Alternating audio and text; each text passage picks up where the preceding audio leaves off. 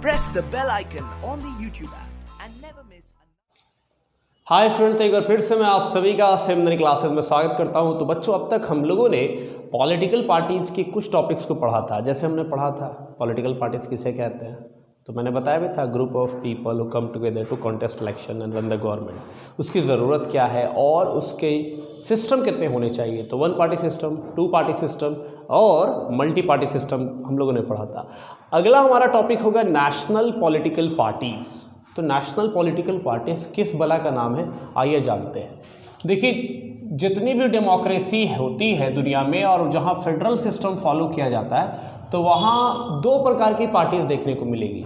मैंने क्या कहा, जहां पर भी डेमोक्रेसी है और वहां अगर फेडरल सिस्टम है, यूनिटरी नहीं है, तो वहां दो प्रकार की पार्टीज एग्जिस्ट करेगी। एक पार्टीज तो ऐसी होगी जो फेडरेशन के किसी एक यूनिट में, यानी कि कंट्री के किसी एक स्टेट में ही देखने को मिलती है, उसका मेजर बेस वही देखने को मिलेगा, तो वो एक प्रकार की पार्टी होगी। दूसरे प्रकार की पार्टी वो होगी जो सेवरल या हर यूनिट में आपको देखने को मिलेगा, उसको हम लोग बोलते हैं कि ये दूसरे प्रकार की पार्टी मिलेगी। तो कोई भी फेडरल सिस्टम में पार्टी कितने प्रकार की मिल सकती है, दो तरह की। एक वैसी जो किसी एक यूनिट में मिलेगा देखने को, किसी एक यूनिट मतलब किसी एक स्टेट्स में देखने को मिलेगा कंट्री के। फेडरेशन यहाँ मतलब हो जा रहा है कंट्री, यहाँ की नहीं, कोई एक स्टेट में नहीं बल्कि बहुत सारे स्टेट में या सारे के सारे स्टेट्स में पाए जा रहे हैं, तो उसको हम लोग दूसरा नाम देंगे। तो यहाँ पे दो तरह की पार्टी आएगी। तो इस तरह की पार्टी को स्टेट पार्टी या रीजनल पार्टीज कहते हैं और इस प्रकार की पार्टीज को नेशनल पार्टीज कहते हैं। तो आपको समझ में आई बात। नेशनल पार्टीज कहते हैं किसको, जैसे अगर भारत की परिप्रेक्ष्य में देखा जाए तो भारत में भी फेडरल सिस्टम है, तो यहाँ पर भी ऐसी पार्टी होगी जिसका सारे स्टेट्स में आपका ब्रांचेस होगा या फिर एक से ज़्यादा स्टेट्स में ब्रांचेस होगा। तो ठीक उसी तरह से हमारे पास भी नेशनल पार्टीज एग्जिस्ट करती है। देखिए, ये कंट्री वाइड पार्टीज है।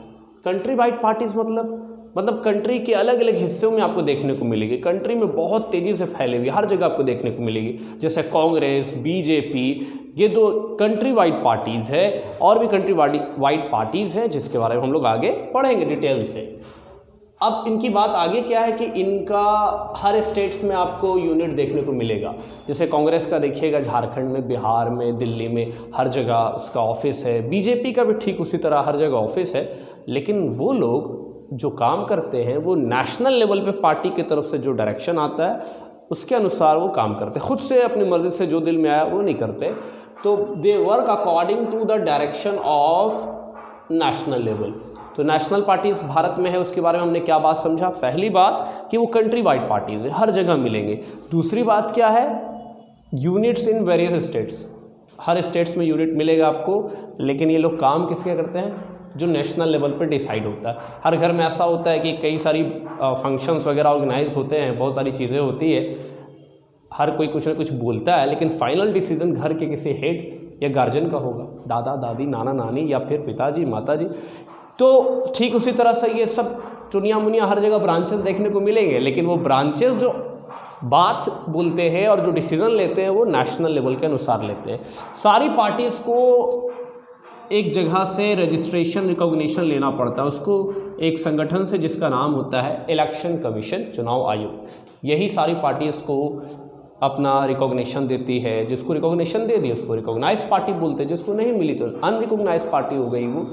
तो इलेक्शन कमीशन तो ऐसे तो सारी पार्टीज़ को बराबर ट्रीट करती है, लेकिन वैसी पार्टी जो थोड़ा बड़ी है उसको कुछ स्पेशल फैसिलिटीज़ दे देती है, सैम्पल्स वगैरह, कुछ और चीज़ें। देखो, घर में भी ऐसा होता है कि जनरली माता पिता सारे बच्चों को बराबर ही ट्रीट करते हैं, लेकिन अगर कोई ज़्यादा कमा रहा है या ज़्यादा लायक बच्चा है, टैलेंटेड है और साथ साथ में माता पिता की बातों को बहुत अच्छे से मानता है, तो उन पे एक स्पेशल करा कर ट्रीटमेंट भी उसको मिलती है। तो अब हम लोग बात कर लेते हैं कि नेशनल पार्टीज़ क्या सबको बना दिया जाएगा, क्या नेशनल पार्टीज़ कोई भी हो जाएगा, कोई भी पार्टी खड़ी हुई आज, क्योंकि भारत में तो आज़ादी, कोई भी चाहे पार्टी बना सकता है, तो पार्टी बना ली और कल को नेशनल पार्टी हो जाएगा। उसके लिए क्या क्राइटेरिया है, और इलेक्शन कमीशन चूँकि रिकॉग्नाइज करती है तो कुछ होता होगा ना क्राइटेरिया। जैसे आप कोई भी एग्ज़ाम पास करते हैं, सीबीएसई का बोर्ड का टॉपर बन गए आप, तो उसके लिए कुछ परसेंटेज है, कुछ कट ऑफ आता है हर जगह का। जितना भी कम्पिटिटिव एग्ज़ाम उसका भी कट ऑफ आता है, कुछ क्राइटेरिया होता है जिसको आपको फुलफिल करना होता है। तो ठीक उसी तरह से अगर किसी पार्टी को नेशनल पार्टी बनना है, मान्यता प्राप्त करना राष्ट्रीय पार्टी की, तो उसके लिए कुछ क्राइटेरिया है। और वो क्या है? कम से कम कितना वोट होना चाहिए? 6% वोट होना चाहिए। कितने का? लोकसभा में जितनी वोटिंग हुई है, मान लीजिए 100 वोट प्राप्त हुआ है लोकसभा में, टोटल वोट 100 गया, तो उसका 6 वोट मिलना चाहिए कम से कम। एटलीस्ट 6% वोट होना चाहिए। कम से कम का मतलब होता है इससे कम नहीं हो सकता, इससे ज़्यादा हो कोई दिक्कत नहीं है। और एटलीस्ट अगर मान लीजिए ये आपसे नहीं हो पाया कि आप लोकसभा में 6% सीट लाए, कोई बात नहीं, मत लाए, तो आप किसी 4 स्टेट असेंबली में, किसी 4 स्टेट असेंबली में अगर आपने 6% वोट ले आए तो आपने क्राइटेरिया फुलफिल कर दिया। तो इन दोनों में से कोई एक करना है आपको वोट में, एंड साथ साथ में आपको सीट भी लाना है। कम से कम कितना सीट चाहिए लोकसभा में? तो 4 सीट चाहिए। तो ज़्यादातर पार्टी शुरू में इस रास्ते से आती हैं कि वो 6% वोट स्टेट असेंबली में ले लेती है, 4 वाले में, और 4 सीट ले लेती हैं। तो उनको हम लोग कहते हैं कि भाई इनको जो है नेशनल पार्टी की मान्यता मिल गई। जैसे दीदी वाली पार्टी, क्या नाम हुआ उसका? आप कमेंट सेक्शन में लिख के भी ज़रूर मुझे बताइएगा कि ममता बनर्जी, जिन्हें लोग प्यार से दीदी भी कहते हैं, वो किस पार्टी की फाउंडर या अध्यक्ष है। तो उनको मान्यता कैसे मिली थी कि उन्होंने किसी 4 स्टेट असेंबली में 6% वोट ले आई थी, और साथ साथ में लोकसभा में 4 सीट भी उनके पास था। आई होप कि आपको समझ में आ गया होगा। मैं इसको एक बार फिर से रिवाइज कर देता हूँ। हमारा टॉपिक था नेशनल पॉलिटिकल पार्टीज। तो हमने बताया कि वैसे डेमोक्रेसी जहाँ फेडरल सिस्टम होता है, फेडरल सिस्टम तो आप समझ ही रहे हैं, तो वहाँ 2 प्रकार की पार्टियाँ होती है। ऐसी पार्टी जो किसी एक यूनिट में या किसी एक स्टेट वगैरह में देखने को मिलती है, जिसे हम लोग रीजनल पार्टी वगैरह भी कह सकते हैं, या वैसी पार्टी जो कि सेवरल, यानी सेवरल मतलब एक से ज़्यादा, और या सारे के सारे फेडरेशन में पाई जाती है, तो उनको हम लोग नेशनल पार्टी कहते हैं। ये जैसे अगर भारत की बात की जाए तो कंट्री वाइड हर जगह, मैक्सिमम जगह आपको देखने को मिल जाएगी, पूरी तरह से कंट्री में फैली हुई है। बात समझ में आ रही है? यूनिट्स इन वेरियस स्टेट्स, और इसका यूनिट हर जगह स्टेट्स में मिलेगा आपको, लेकिन ये काम किसके अनुसार करते हैं? वही जो दादाजी बोलते हैं, वही जो नेशनल लेवल पे डिसाइड होता है। और इन सारे पार्टीज को मान्यता कौन देता है? इलेक्शन कमीशन, चुनाव आयोग। अब इलेक्शन कमीशन मान्यता कौन से आधार पे देता है? तो उसके लिए हमें जानना पड़ेगा कि उस पार्टी को कितना वोट मिला।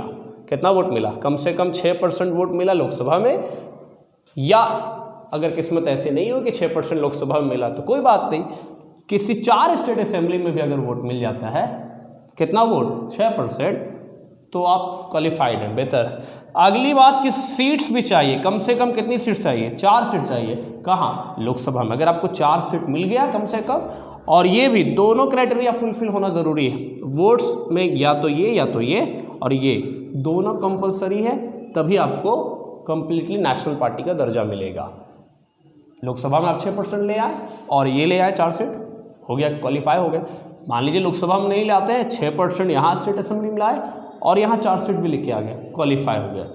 अब ऐसा हो कि आपने ये तो कर लिया लेकिन ये नहीं आपको हुआ, तो आप क्वालिफाइड नहीं है। या फिर ये आपको मिल चुका है, ये नहीं मिला, तो फिर आप क्वालिफाई नहीं है। आई होप कि बहुत आसानी से आपको ये क्लियर हो गया होगा। अगले वीडियो में बच्चों हम लोग पढ़ने वाले हैं सारी की सारी नेशनल पार्टीज़ की हिस्ट्री, लेखा जोखा, उनका हम लोग हिसाब किताब देखेंगे। हम लोग कांग्रेस, बीजेपी, बीएसपी और भी बहुत सारी पार्टीज़ के बारे में चर्चा करेंगे।